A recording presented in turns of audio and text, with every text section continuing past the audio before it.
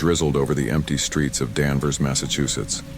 The clock on the dashboard read 11:47 p.m.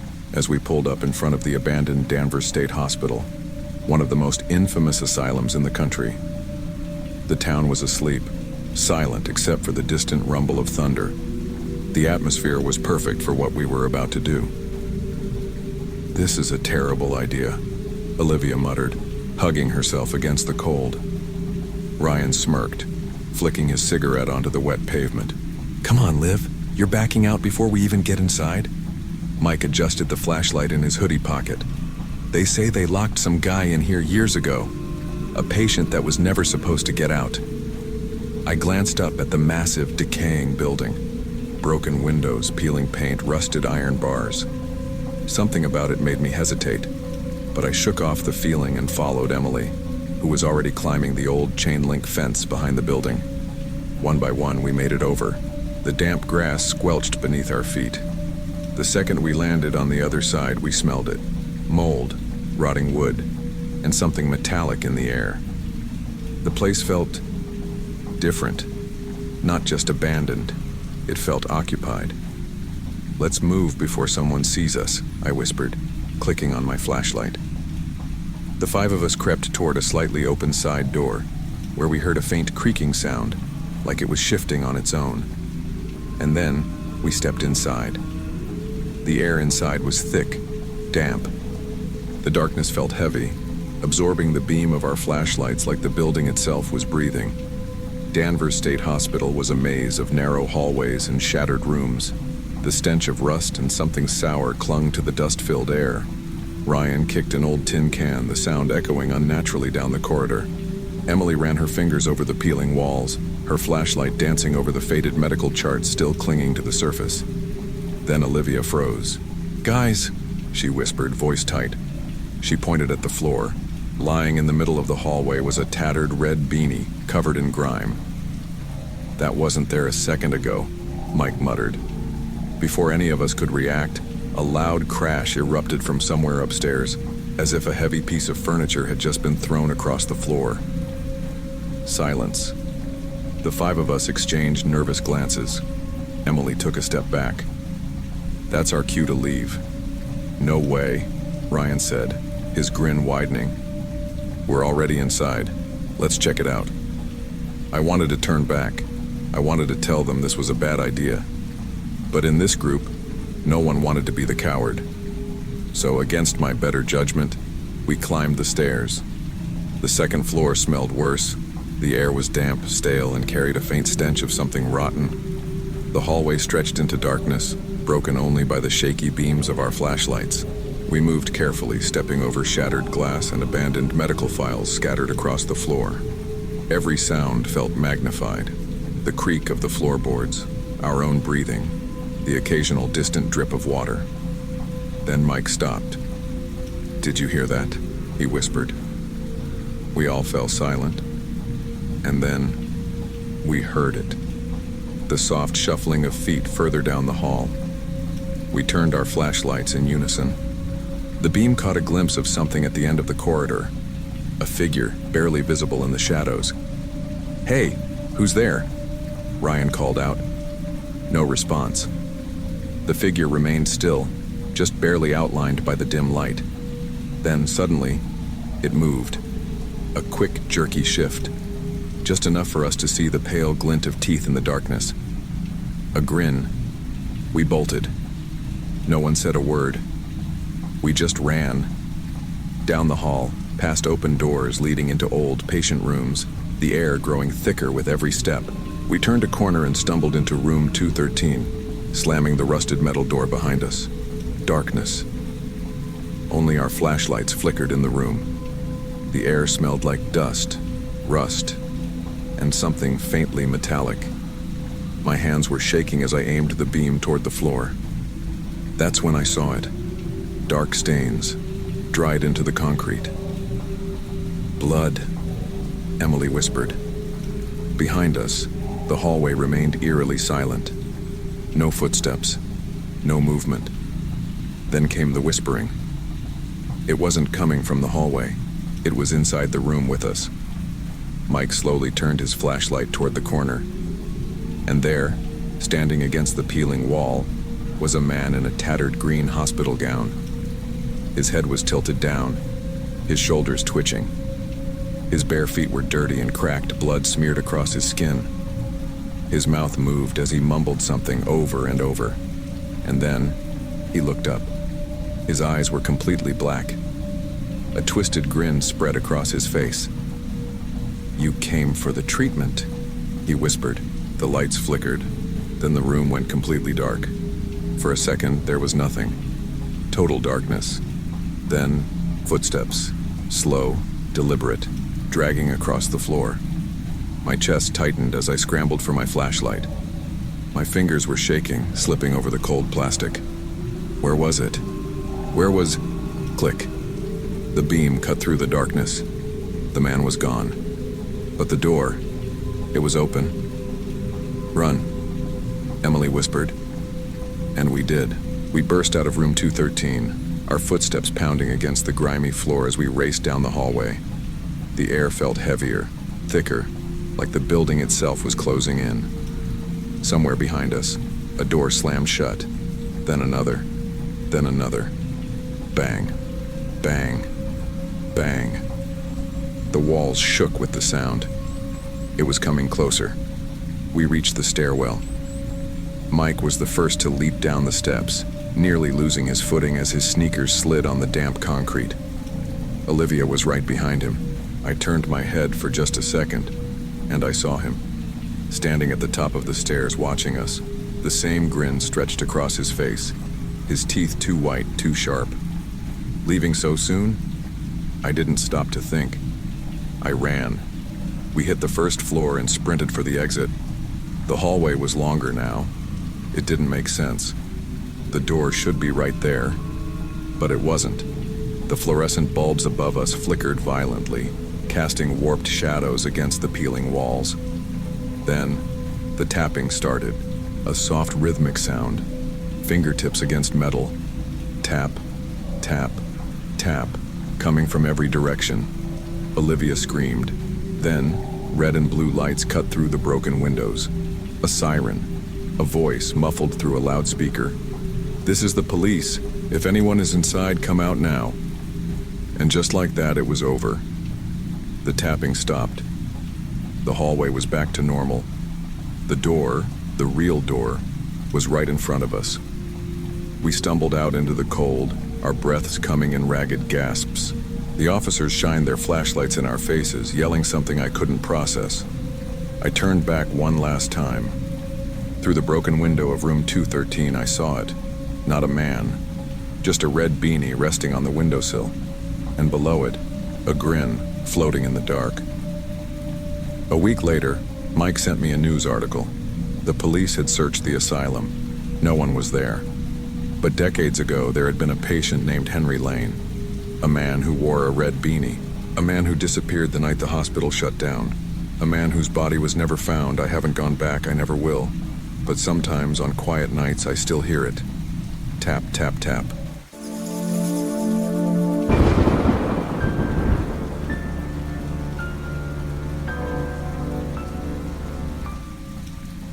Seattle was always wet, but that night the rain felt different. The air was thick, the kind that clings to your skin and makes you feel heavier. I was exhausted. Another 10-hour shift at the hotel kitchen, another day of being yelled at by an overworked sous chef. I clocked out at 11 p.m., my body sore, my head aching. Outside, the rain drummed against the pavement, reflecting the dim yellow glow of the streetlights. I checked my phone. The last train had left, and I wasn't about to spend another $30 on an Uber. The bus was my best bet. The bus stop near the Interstate 5 ramp was packed with people huddling under umbrellas. The transit app showed delays. Great.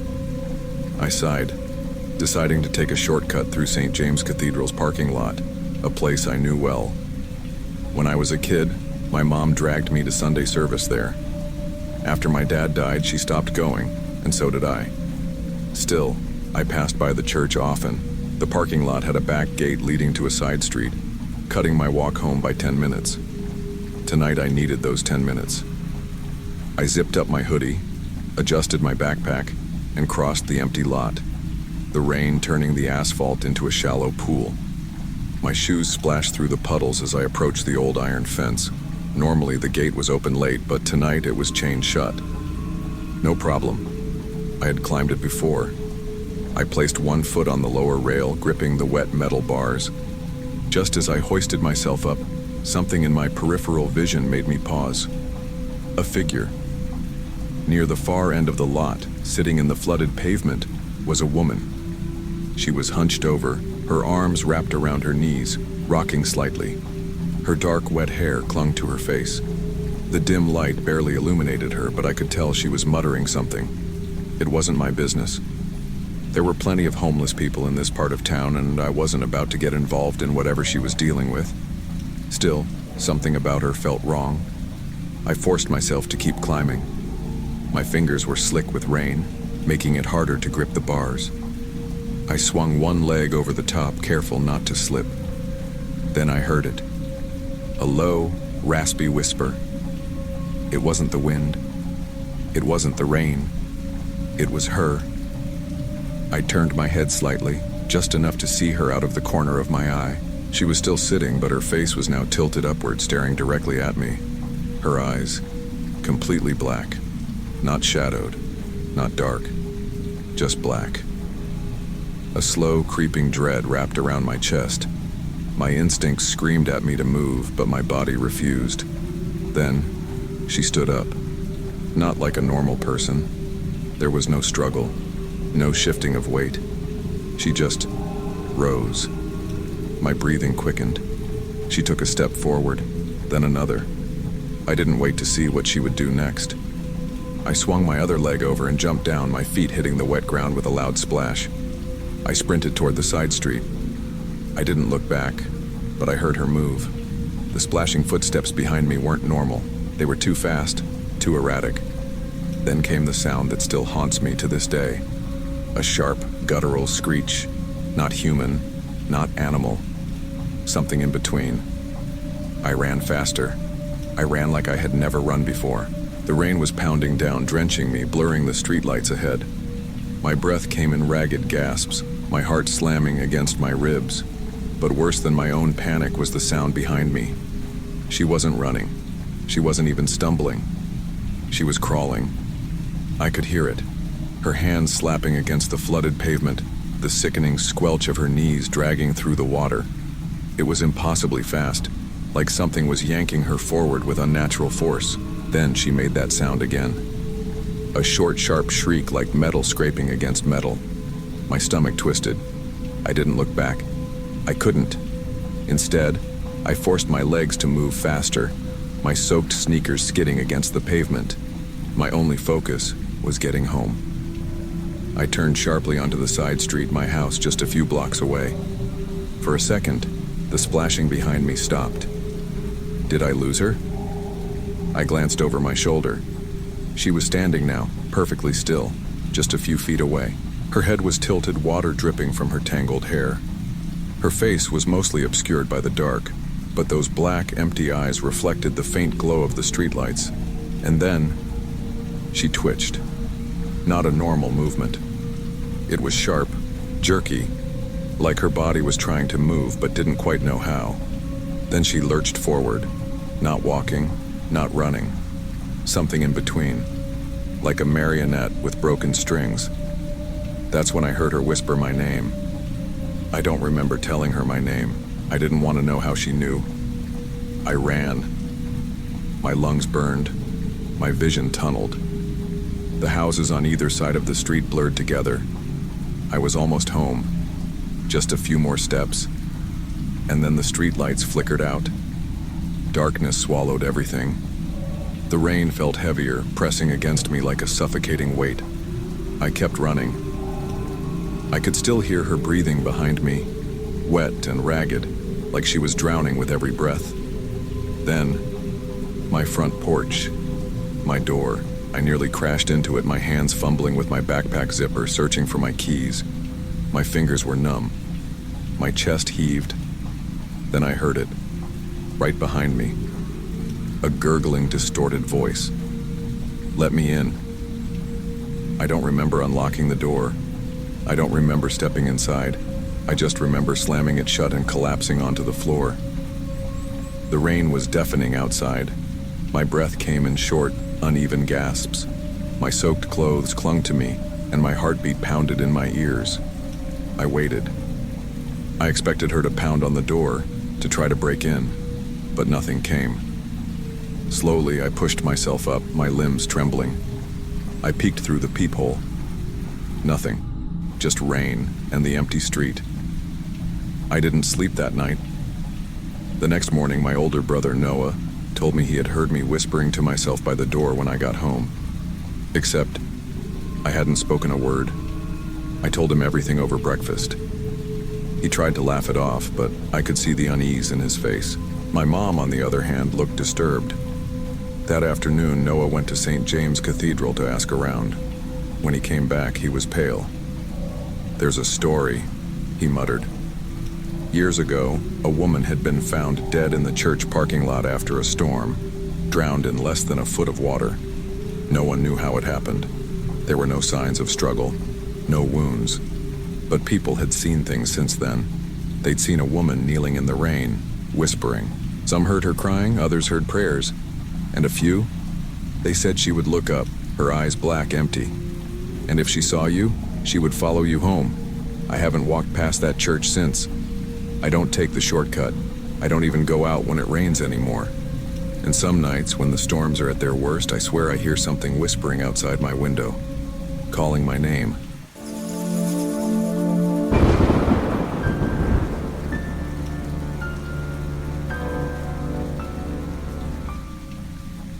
I used to work the night shift at a small hotel in downtown Seattle, Washington. It wasn't exactly a luxurious place, but it was decent enough for business travelers and people passing through the city.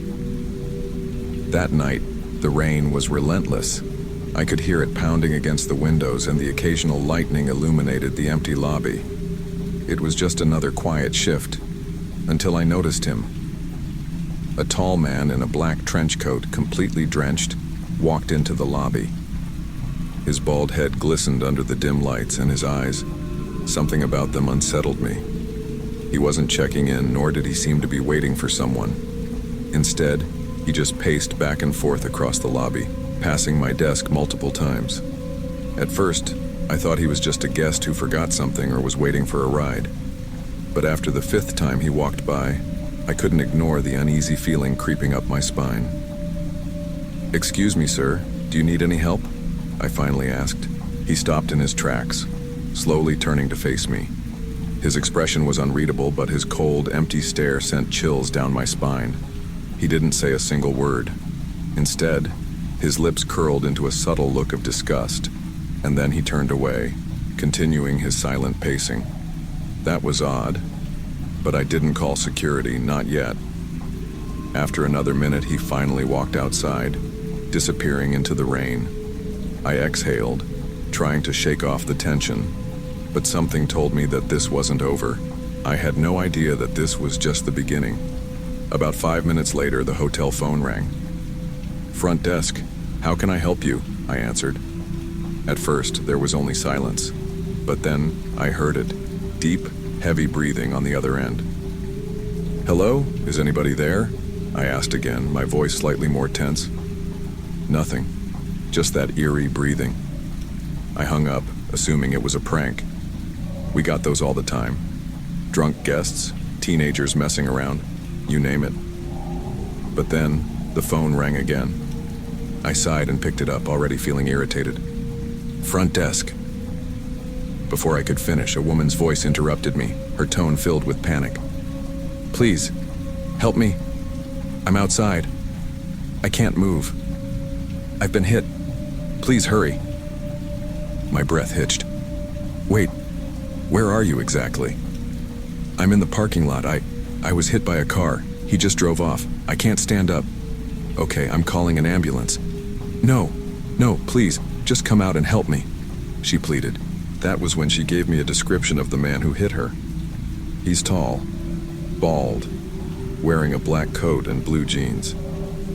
I felt my stomach drop. That description matched exactly with the man who had just been walking through the lobby. Something didn't feel right. "Miss, why didn't you call the police?" I asked, hesitating. "Please," she whispered, her voice shaking. "I'm wearing a blue dress. You'll see me. Just please. Help me before he comes back." I hesitated.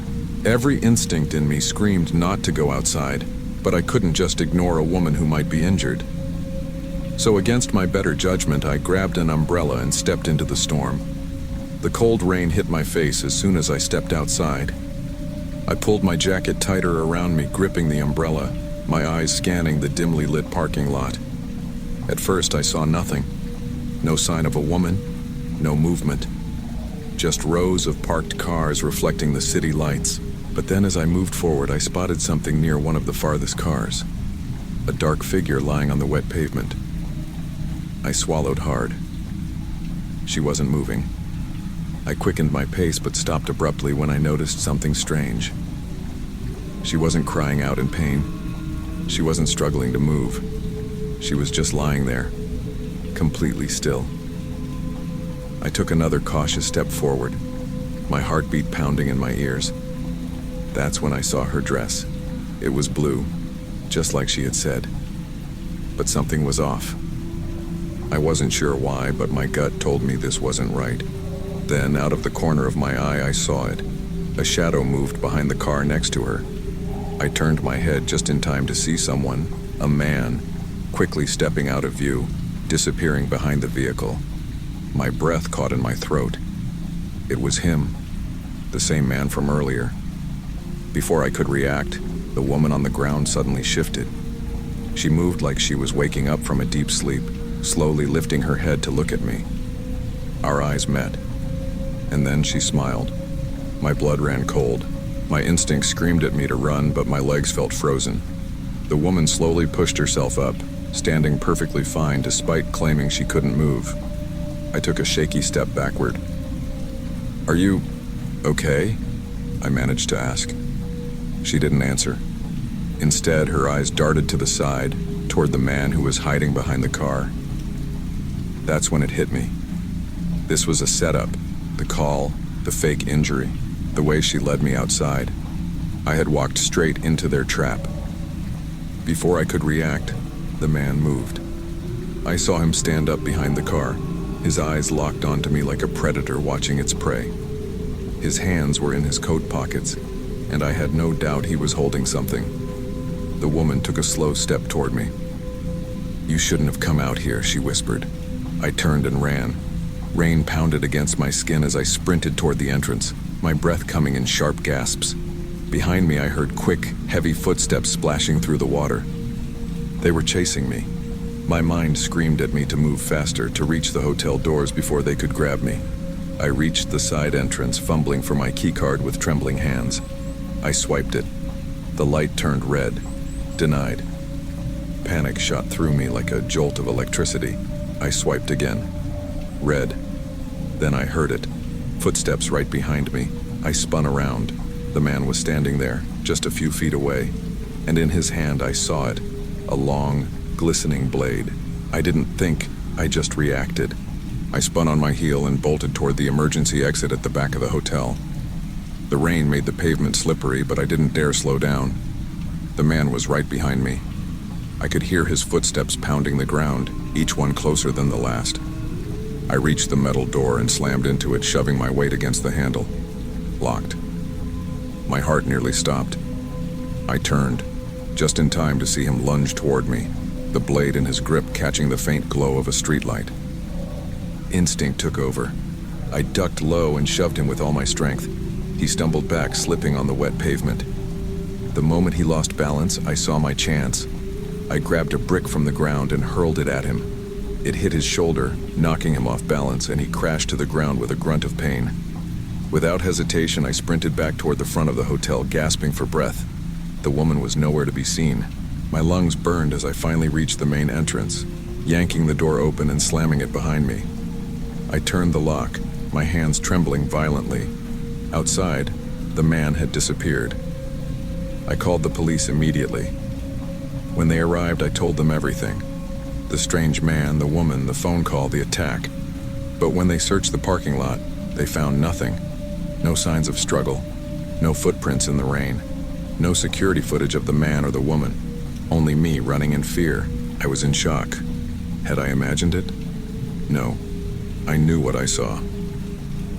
The next night I came back to work, still shaken. I tried to push the memory away, but I couldn't shake the feeling that someone was watching me. At around midnight, the hotel phone rang. I hesitated before picking it up. "Front desk," I said, my voice uneasy. For a few seconds, there was only silence. Then, a voice, a woman's whisper. "You got away this time. But what about next time?" Click. The line went dead. A shiver ran down my spine. And then outside the glass doors I saw him, the man in the black coat, standing just beyond the streetlight, watching, waiting.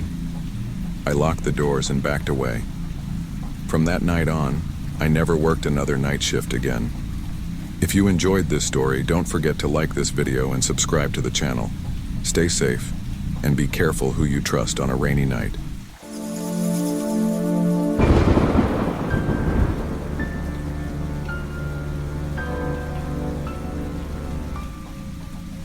I hadn't been home in a year. College kept me busy, and honestly, I never missed the town much. Forks, Washington, small, quiet, buried in endless forest.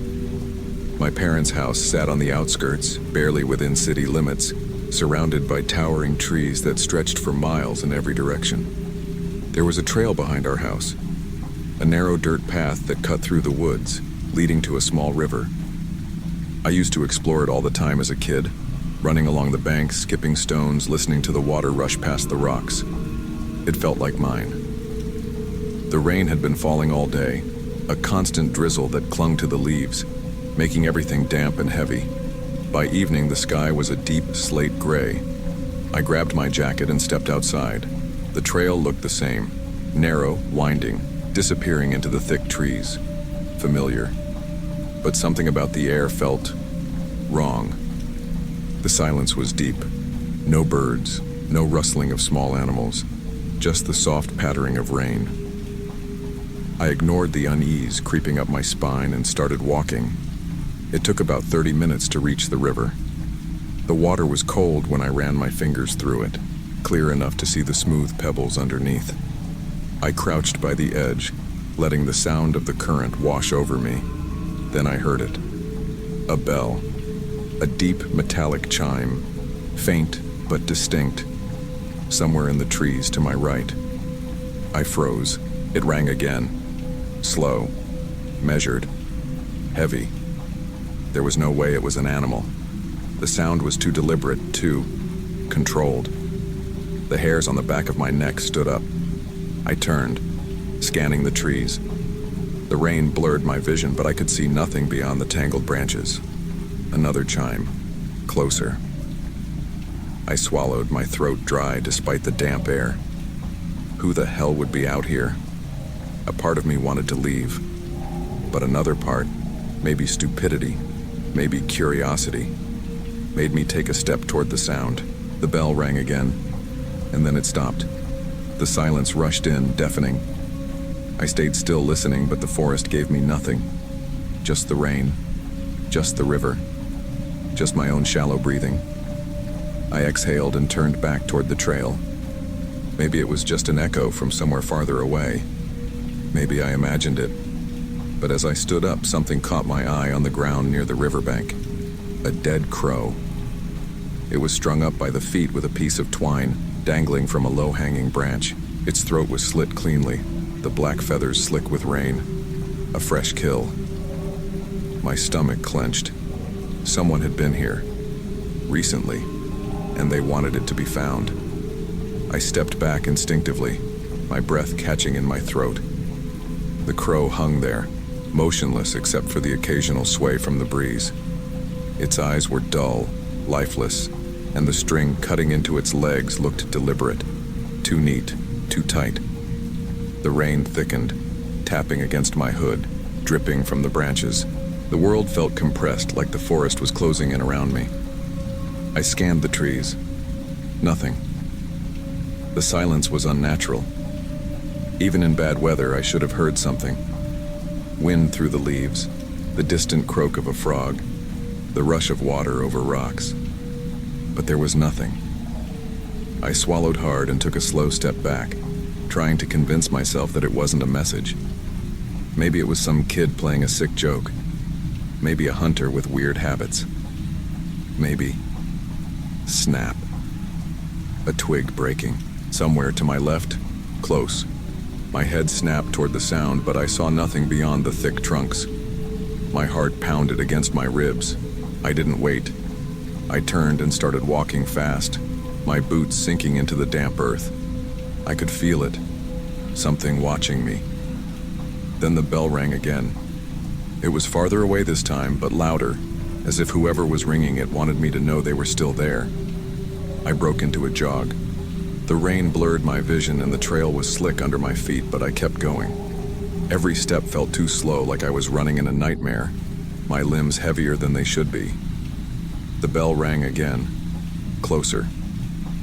I forced myself not to look back.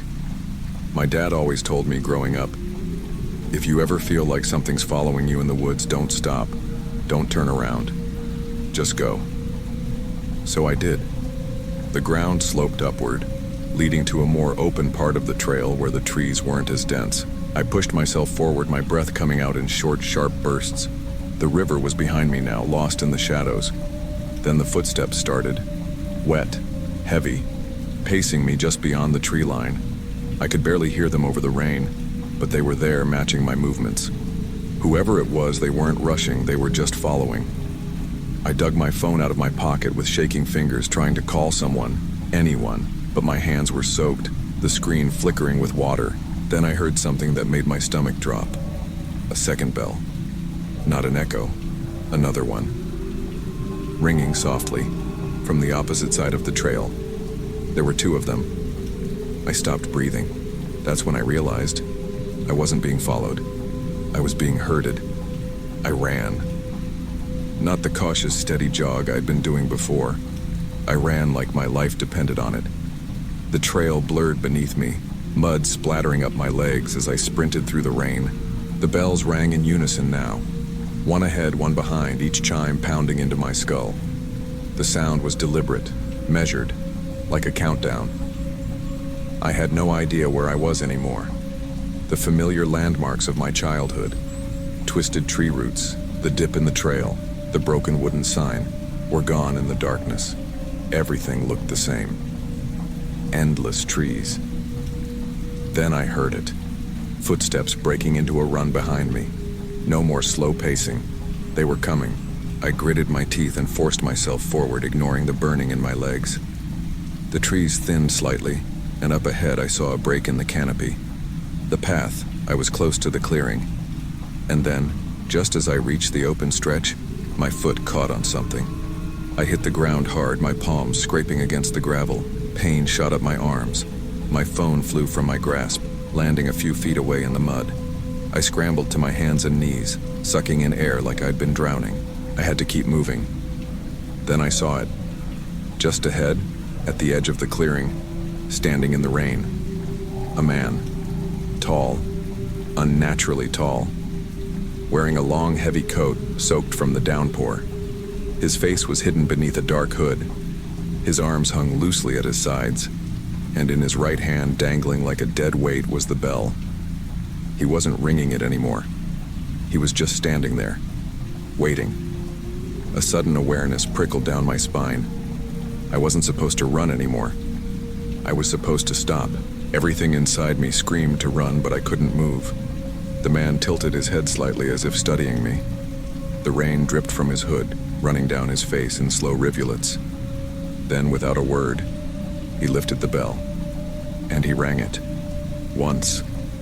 A long, deep chime that echoed through the trees. From behind me, another bell answered. Then another, and another. I turned my head, and they were there. Figures stepping out from between the trees one by one. Dark silhouettes, their faces hidden in shadow, each one holding a bell. They had been following me the whole time. A cold wave of terror surged through me. This was a trap. They hadn't been chasing me. They had been leading me here. The tall man in the coat took one slow step forward. The mud squelched beneath his boots. He raised the bell again. I stumbled backward, my breath coming in shallow gasps. Then, headlights. A bright flash of white lit up the clearing, blinding in the darkness. A car engine roared. "Daniel!" My dad's voice. The figures didn't move, not at first, but the moment the car door slammed and my dad's flashlight cut through the rain, they were gone. No sound, no footsteps, just empty forest. I was still standing there shaking when my dad reached me. He gripped my shoulders, shaking me hard. "What the hell are you doing out here? I've been calling you for 20 minutes. I couldn't answer. My voice was gone. I let him pull me toward the car, my mind still racing, still replaying the sound of the bells ringing in the rain. As we drove away, I forced myself to look out the window, back toward the forest, and I swear, just before the trees swallowed the clearing, I saw them, standing there watching, and one last bell, soft, distant, and deliberate, rang.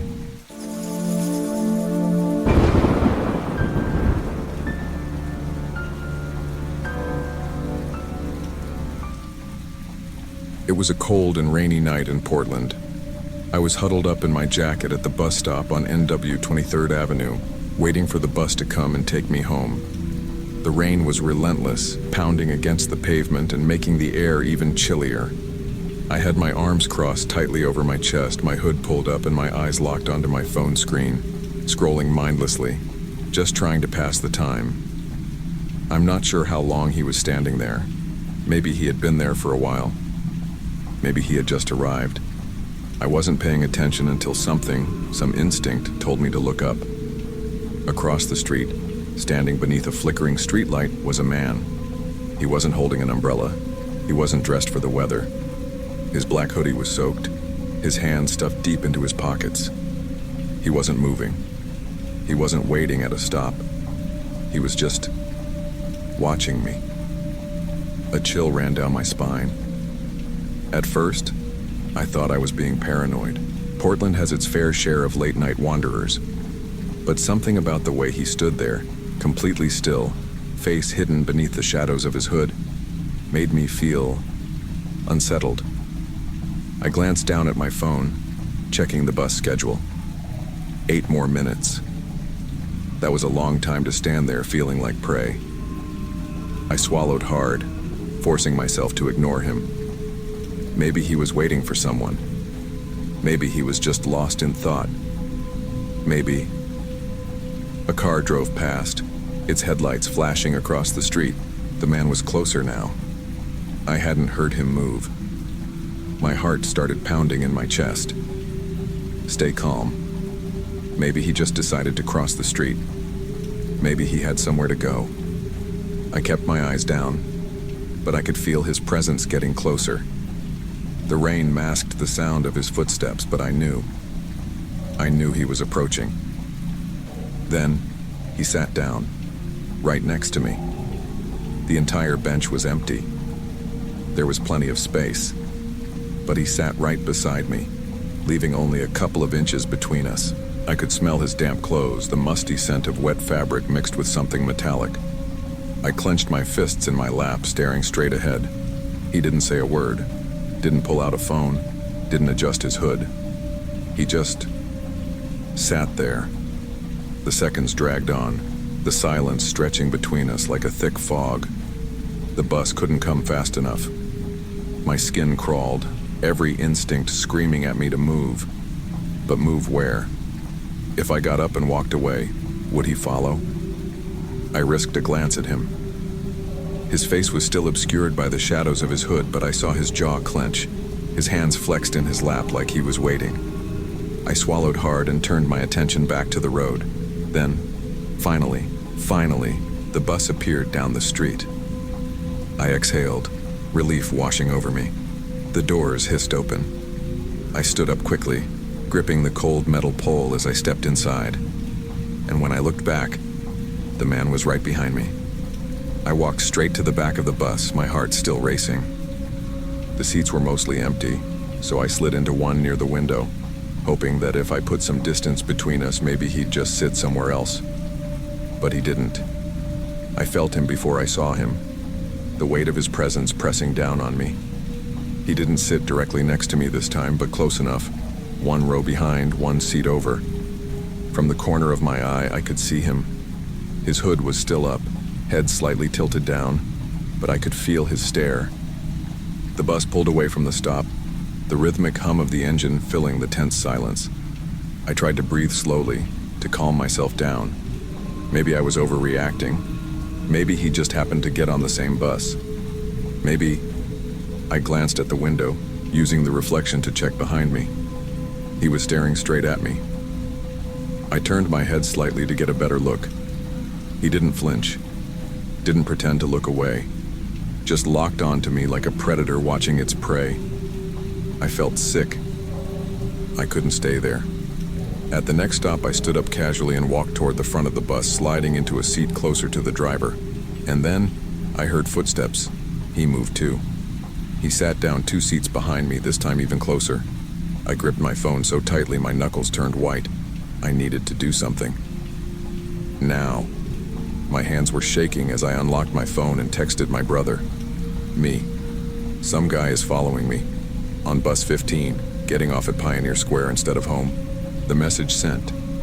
At least now someone knew where I was. I kept my gaze forward, trying to act normal, but every nerve in my body was on high alert. The bus was approaching my stop, the busiest one downtown. If I got off there, I'd be surrounded by people. I'd be safe. The bus slowed. The doors opened. I stood up quickly, heart pounding, and so did he. I stepped onto the wet pavement, moving fast, pushing through the crowd. The rain had slowed to a drizzle, but the cold air still bit at my skin. I didn't look back. I didn't want to see him following me. I just knew he was. I reached a small cafe with the lights still on, and relief flooded through me. Safe. I stepped inside, the warmth hitting me instantly, but just as I reached for my phone to call someone, I saw him through the window, standing across the street, unmoving, watching. A slow realization crept over me. He wasn't just following me, he was waiting. Waiting for what? For me to be alone again?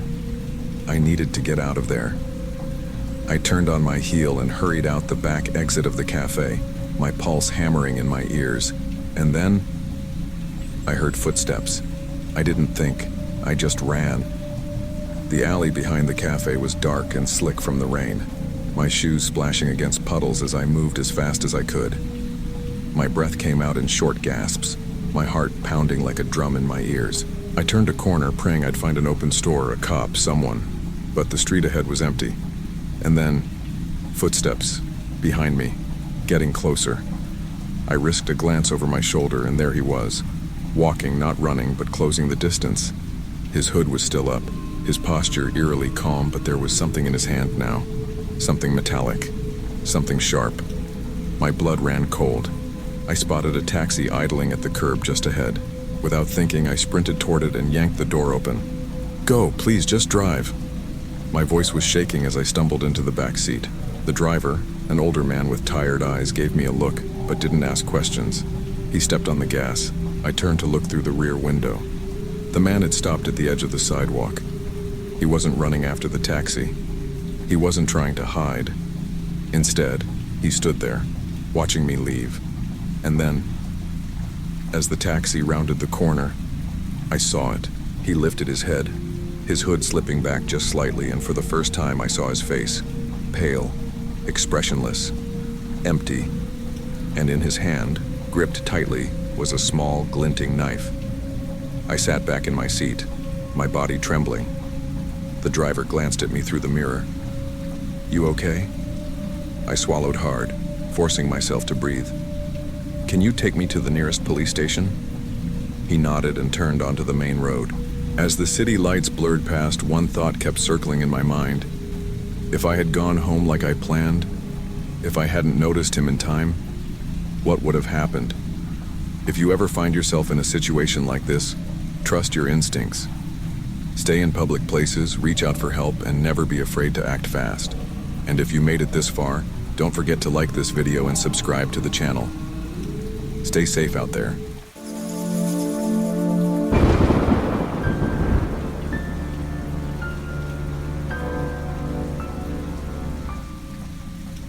I was at my friend Derek's house that night. Nothing special was going on, just a few of us hanging out, drinking some beers, and sitting around the fire pit in his backyard. The night had that perfect chill, just enough to make the fire feel warm and inviting. The sound of rain lightly tapping against the roof of the house made the whole scene feel even cozier. I wasn't drunk, but I wasn't exactly sober either, just in that comfortable middle ground where everything felt easy and a little funnier than usual. At some point, I realized I only had one cigarette left, and that's when I decided to go to the 7-Eleven a few blocks away to grab another pack. As I stood up, my friend Josh noticed and asked where I was going. When I told him, he laughed and shook his head. "Dude, you've had a few drinks. Just walk. I'll come with you." At first, I didn't like the idea of walking in the cold rain, but he insisted it'd be fun. "Besides," he added, "I need to grab some stuff too." So I agreed.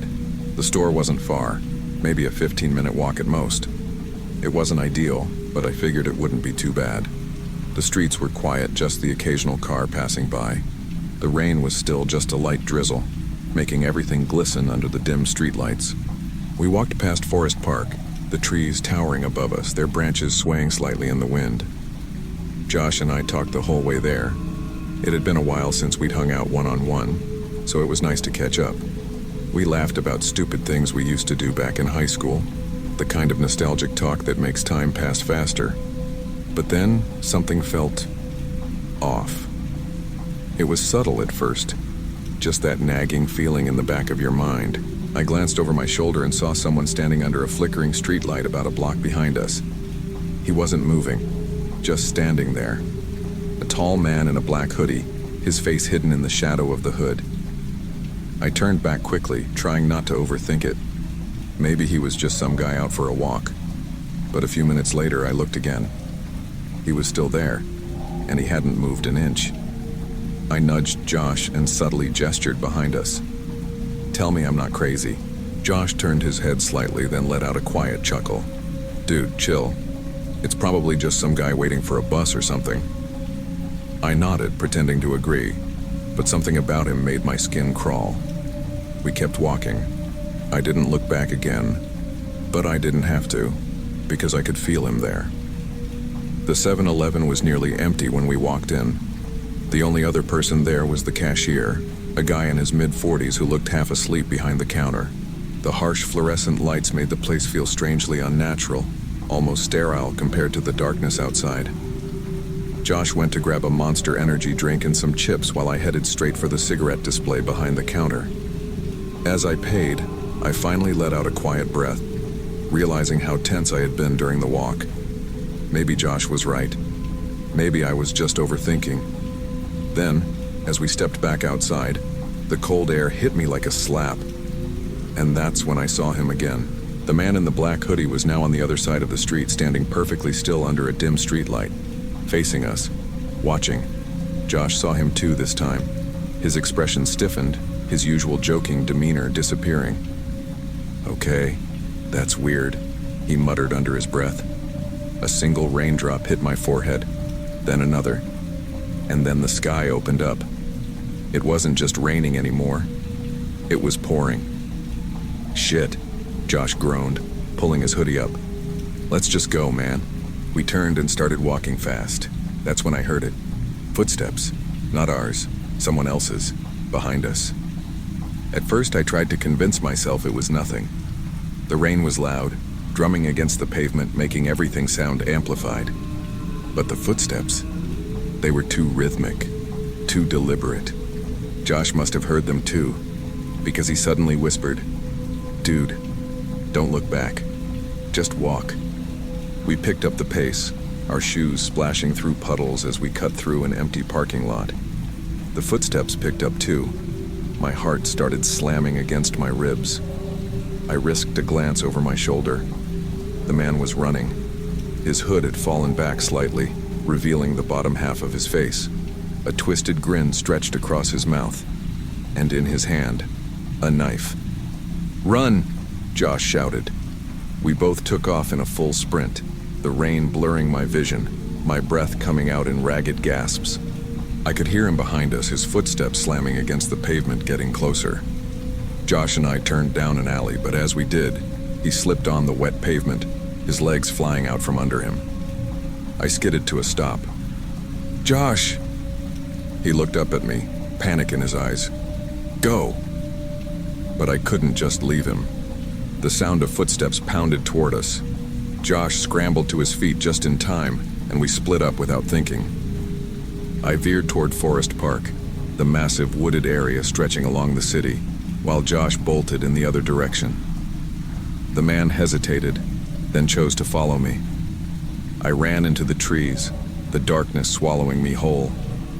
I crashed through the trees, my breath coming in ragged gasps as I ran deeper into Forest Park. The rain made the ground slick, my shoes sliding against the mud, but I didn't dare slow down. Behind me, I could hear him. His footsteps were heavy, fast, and deliberate. He wasn't just running, he was hunting. A sudden flash of lightning illuminated the forest for a split second, revealing the dense maze of trees ahead of me. I had no idea where I was going, but I didn't care. I just had to get away. Then, my foot caught on something. Before I could react, I was airborne. I hit the ground hard, my ankle twisting at an unnatural angle. Pain exploded up my leg as I let out a strangled gasp. I wanted to scream, but I couldn't. I couldn't let him hear me. I pushed myself up, biting down on my lip so hard I tasted blood. Every part of me wanted to cry out, but I forced myself to stay quiet. Then I saw it. A flashlight beam, cutting through the darkness like a blade.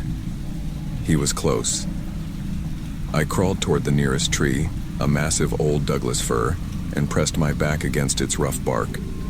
My clothes were dark, my hoodie drenched from the rain, blending me into the shadows.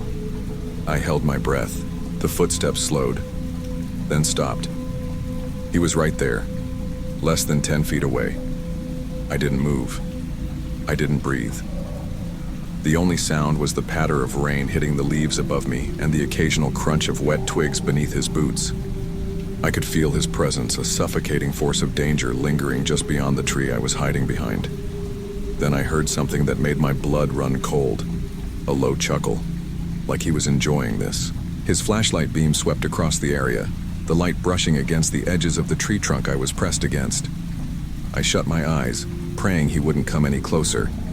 Seconds passed. Then, his footsteps started moving away. I waited. 1 second, 5 seconds, 10.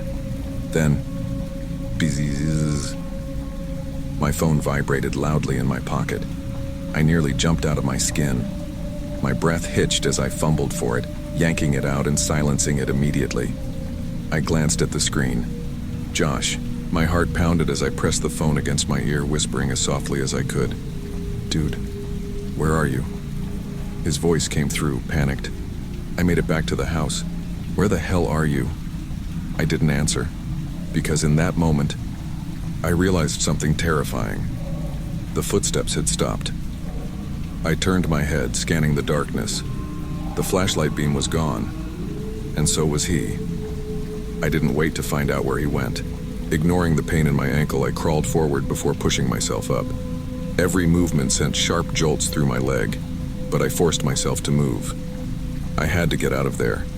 I stumbled through the woods, half running, half limping, my adrenaline the only thing keeping me going. The rain blurred my vision. The wind howled through the trees. But after what felt like an eternity, I saw the street, and standing there, drenched and shaking, Josh. I limped toward him, and he ran to meet me. "Holy shit," he breathed, eyes wide. "Dude, are you okay?" I didn't answer. I just grabbed his arm, and together, we ran. Josh and I burst through the front door of Derek's house. soaked and shaking. The party had died down, with only a few people still hanging out inside. They all turned to look at us as we stood there, drenched, breathing hard, and looking like we had just seen a ghost. Derek furrowed his brows. "Dude, what the hell happened to you guys?" We didn't speak at first. We just stood there, dripping rainwater onto the floor, staring at each other, still processing what had just happened. Then, finally, I found my voice. "There was a guy," I said, my breath still uneven. "He followed us, chased us." Josh nodded, pale-faced. "He had a knife, man. He was playing with us, like he was enjoying it." At first, no one responded. Then, someone scoffed. "Come on, man. You guys are just drunk." But then Josh pulled out his phone. "Am I?" he snapped, unlocking it with trembling fingers. "Because I accidentally started recording while I was running. Let's see if we're just drunk." He tapped the screen, playing the audio recording.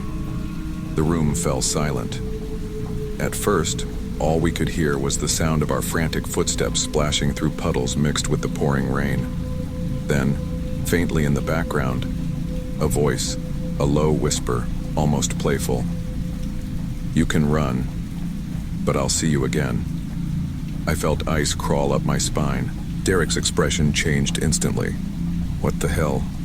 he muttered, eyes darting between us. The room was quiet. No more jokes, no more dismissive laughter, just the sound of rain hitting the windows. And all I could think about was one thing: the way he just disappeared in the woods. Had he given up? Or was he still out there, waiting, watching? I didn't sleep that night. And even now, every time I walk alone at night, I can't help but feel like he's still following me. Somewhere, waiting for the next time.